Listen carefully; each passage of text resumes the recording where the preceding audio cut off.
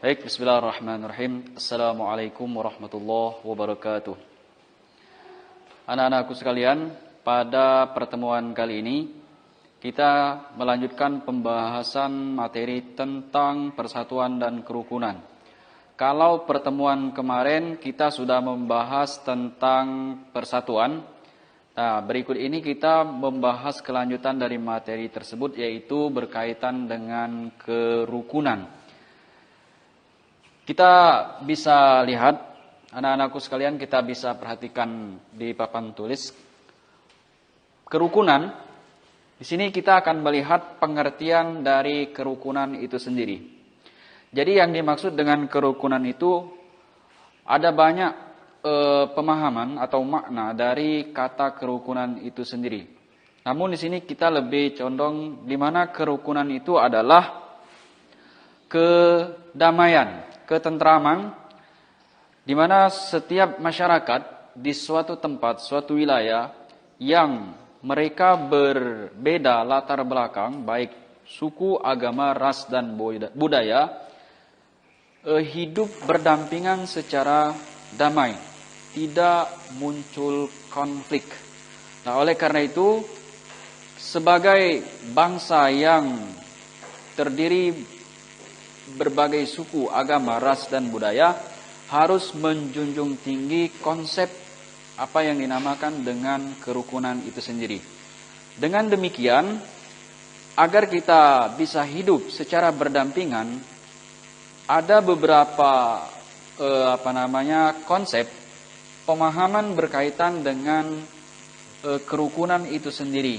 Yang pertama kita akan lihat kerukunan antar umat seagama, di mana setiap agama mampu merangkul, mampu hidup secara damai, secara tentram, tidak timbul konflik, yang di situ mungkin disebabkan pemahaman yang berbeda atau pendapat atau yang lain, sehingga itu memunculkan aliran, mazhab, dan sebagainya. Nah, ini merupakan sumber daripada konflik kalau tidak disikapi secara dewasa. Nah, oleh karena itu, agar kerukunan antar umat seagama bisa terjalin dengan baik, yang pertama kita harus mengakui, harus meyakini, harus berpegang teguh bahwa perbedaan merupakan keniscayaan, karena perbedaan itu adalah sunnatullah, hukum alam, ketentuan mutlak dari Allah Subhanahu wa ta'ala. Oleh karena itu, suatu perbedaan dalam konsep ajaran Islam tidak menjadi persoalan, karena kembali lagi bahwa perbedaan itu adalah sunnatullah. Artinya Allah Subhanahu wa ta'ala memang tidak menutup kemungkinan segala sesuatu itu diciptakan dengan berbagai macam atau berbeda-beda. Itu yang pertama. Lalu yang kedua, sebagai pemeluk agama, terutama kita sebagai orang Islam, tidak boleh terlalu fanatik terhadap pemahaman tertentu, karena di dalam Islam boleh jadi ada cara yang berbeda namun tujuannya tetap sama. Oleh karena itu, sebagai orang yang beriman kepada Allah Subhanahu wa ta'ala, tidak boleh mengkultuskan bahwa kita adalah orang yang paling benar atau sebagainya. Namun kita harus melihat bahwa bisa jadi ada pemahaman yang lain, ada cara yang berbeda, hanya saja melalui ijtihad. Cara tersebut bukan asal-asalan tanpa sebab. Oleh karena itu, segala sesuatu yang kita lakukan harus berdasarkan Al-Quran dan hadis. Kalaupun tidak ditemukan di dalam Al-Quran dan hadis, maka ada namanya ijtihad. Itu yang kedua, masalah fanatisme. Lalu yang ketiga, dengan cara yang baik. Kalaupun misalnya ada pemahaman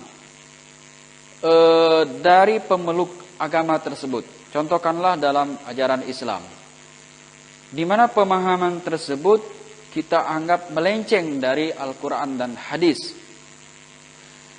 maka cara kita merangkul mereka tidak harus dengan cara yang kasar atau langsung memponis ini salah dan seterusnya. Bahkan tidak boleh langsung menganggap itu sebagai memberikan label cap atau misalnya kafir dan seterusnya. Namun harus dengan cara-cara yang baik agar tidak memunculkan masalah yang baru justru. Karena pada hakikatnya kita itu merangkul, mengajak orang yang kita anggap sesat, itu tujuannya supaya mereka kembali kepada jalan yang benar. Maka dari itu harus dengan cara yang baik. Itu yang pertama. Lalu yang kedua, kerukunan antar umat beragama. Kalau tadi kita berbicara antar umat seagama, satu agama. Lalu yang kedua, agama yang berbeda. Bagaimana tercipta kerukunan antar umat beragama? Yang pertama, bahwa kita harus sepakat di dalam ketidaksepakatan atau sepakat dalam perbedaan. Kita punya keyakinan yang berbeda. Kita tidak boleh memaksakan bahwasanya keyakinan orang lain harus sama dengan keyakinan yang kita yakini. Maka dari itu, disinilah peran bagaimana kita harus menyepakati bahwasanya kita adalah berbeda. Itu yang pertama. Yang kedua, saling memahami. Yang dimaksud dengan saling memahami, bahwa setiap pemeluk agama harus betul-betul paham terhadap prinsip ajaran agamanya masing-masing, agar ketika kita melaksanakan ajaran agama kita tidak melanggar atau tidak menabrak ajaran agama lain. Sehingga di situ muncul istilah toleransi. Karena kita saling mengetahui. Itu yang kedua. Lalu yang ketiga, sebagai makhluk Allah Subhanahu wa taala. Kita berbeda latar belakang agama, suku, ras dan budaya. Namun, kita jangan hanya melihat satu sisi saja. Kalau kita tidak menemukan dari berbagai sisi, maka kita harus kembali bagaimana setiap makhluk yang diciptakan, yang ada di alam semesta ini adalah ciptaan Allah Subhanahu wa taala yang harus kita kita pergauli dengan baik, kita munculkan di situ rasa kasih dan sayang sebagai makhluk Allah Subhanahu wa taala. Walaupun makhluk tersebut atau manusia tersebut tidak ada hubungan darah, hubungan keyakinan akidah, hubungan kebangsaan, hubungan dan seterusnya.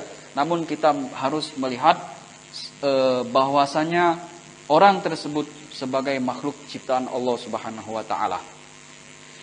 Itu dua poin yang harus kita pahami. Lalu poin yang ketiga, di mana kerukunan umat beragama dengan pemerintah. Kerukunan umat beragama dengan pemerintah, di mana akhir-akhir ini seolah-olah terjadi gesekan antara umat beragama dengan pemerintah, terutama di negara kita sendiri yang perlu kita pahami. Walaupun ini ada faktor yang masing-masing penyebabnya itu berbeda-beda. Namun sebagai umat Islam harus kembali kepada apa yang diajarkan oleh Al-Quran dan Al-Hadis, di mana yang pertama harus taat kepada ulil amri. Ulil amri itu adalah pemimpin. Jadi ada nabi atau rasul, ulama yang kita ikuti. Setelah itu kemudian pemimpin, walaupun nanti pemimpinnya pemimpin yang seperti apa. Namun kita di sini membahas secara umum saja, paling tidak yang perlu kita garis bawahi ketaatan kita kepada ulil amri.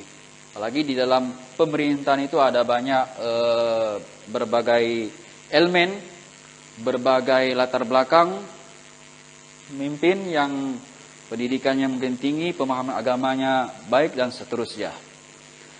Lalu yang kedua dari kerukunan antar umat beragama dengan pemerintah itu hak dan kewajiban. Sebagai warga negara yang baik, maka kita harus menyadari, harus mengakui apa hak kita dan apa kewajiban kita. Dengan demikian, setelah kita melakukan hak, setelah kita melakukan kewajiban, baru kita bisa menuntut hak, kira-kira seperti itu. Kemudian yang ketiga, yaitu tidak mencari penghidupan. Yang dimaksud dengan mencari penghidupan, bahwa setiap apa yang kita lakukan, orientasinya adalah hanya untuk mencari keuntungan, mencari penghidupan di negara kita. Sehingga kalau itu orientasi kehidupan kita, maka akan banyak konflik yang muncul. Artinya, di dalam bernegara, tidak boleh mencari penghidupan. Artinya kita yang harus menghidupi negara. Karena apalagi pemerintah itu sangat banyak sekali pekerjaannya itu. Apalagi kalau misalnya mereka harus mengurusi setiap warga negara yang jumlahnya sekian ratus juta. Nah, itu yang ketiga. Kemudian yang terakhir, membiasakan perilaku hidup rukun dalam kehidupan sehari-hari. Pada pembahasan terakhir ini, yang harus kita perhatikan adalah memahami arti dan manfaat, bahwa bagaimana ketika kita menjunjung kehidupan yang rukun, pasti akan berakibat sesuatu yang baik atau banyak sekali mengandung manfaat. Berikutnya, yakin mendapatkan ganjaran kebaikan.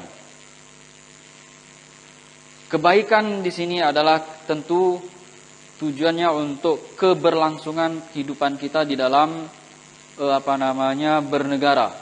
Walaupun nanti pada akhirnya adalah kemaslahatan dunia maupun akhirat.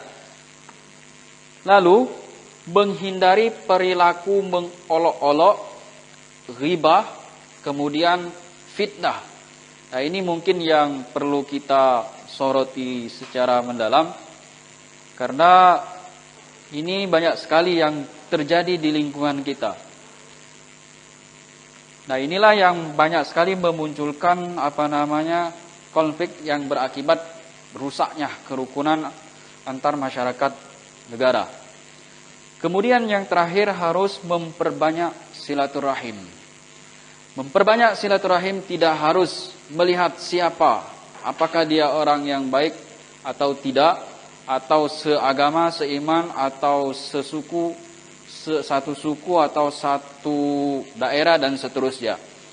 Karena pada prinsipnya kehidupan kita ini adalah watawasau bil haq watawasau bis sabr. Demikian materi pertemuan kita hari ini. Jika ada pembahasan lebih lanjut, kita akan bahas di Google Classroom. Sekian, terima kasih. Wassalamualaikum warahmatullahi wabarakatuh.